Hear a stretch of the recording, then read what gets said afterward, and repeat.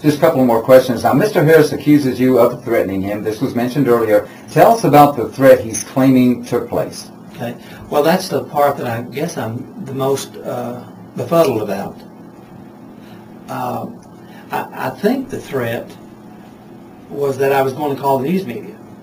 I assumed that was the threat, and I had not made the first phone call to the news media.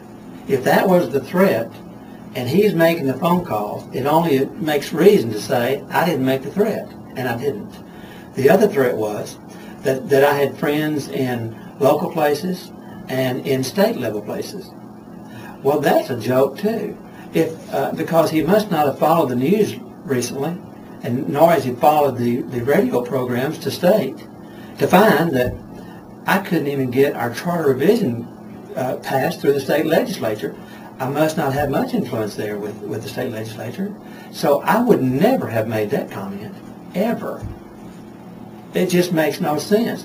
These comments are made, first of all, for sensationalism, second of all, to divert away from the real issue, and that is the wild spending they have. The great increases in pay, that people are hiring in at large amounts of pay increases, and the 7% over on personnel costs over and above everybody else. Let's not divert from the issue. The issue is they are out of control on spending, and that's what this is all about. And my questioning of that cannot be diverted and will not be diverted. I'm going to continue to ask questions, and I'm going to continue to get to the bottom as to what happened. I am interested in the stimulus funding. I am interested in knowing if the stimulus funding came in, and if you hired personnel on it, and if it's a one-year stimulus funding, you hired personnel, that's going to be an ongoing cost, but you only got stimulus funding for 1 year. I am interested in knowing if you're announcing to the public that you're cutting your budget to $1.6 million less than last year.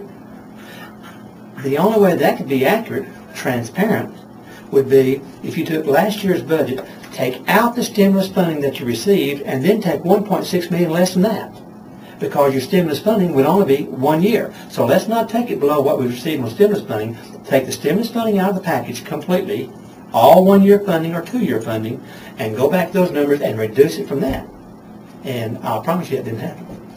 Well, now finally, Mayor, what can Clarksville residents expect from this point on, in your opinion? From me, you can expect a very diligent request of information from the school system. When you're talking about a 55-cent tax increase in a city that is suffering from flood, and community that's suffering from major expenses because of a flood, and for them to request a 55-cent tax increase is ridiculous. I took it as a personal affront for him to make this at the level it is. It really should not have been that. He wants to divert from taxes, and I want to focus on taxes. In the 8 years I've been mayor, I've had one tax increase. That was the first year I was there. The second year, what's not very well reported is that I reduced the taxes, and I have never recommended a tax increase since that year. And I'm not for taxes. And if he wants to try to perpetuate that I just started this last Friday, the report shows that I requested this last year, and it just doesn't work out. The concern I have too is, one of the concerns I have is that he wants to put it down on paper and tell his story and not be able to come out and confront and talk to people. I didn't ask for this interview. They asked for this interview, and I've been busy. I put you off for 45 minutes, maybe longer, just to be able to do the story. I've been out busy, and I apologize about that. We have a lot of issues in Clarksville. We have a great amount of issues in the school system. If you'll look back, and I've not done it yet, but I'm going to do it. If you'll look back 5 or 6 years ago on the budget, and you look at today's budget, I'll promise you it is going to be a wild increase of funding for the school system, and I've not even seen it yet. It's going to be astronomical as the amount of increase that they've had. And that is causing burdens upon the taxpayers of this community, and they seem to not care about it. And I call upon the county commission, I call upon the school board to do a better job on reviewing the budget.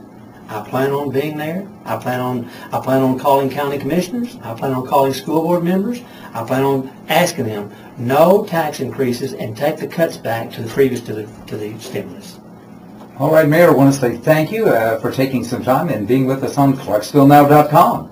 Thank you very much. It's a very pleasure.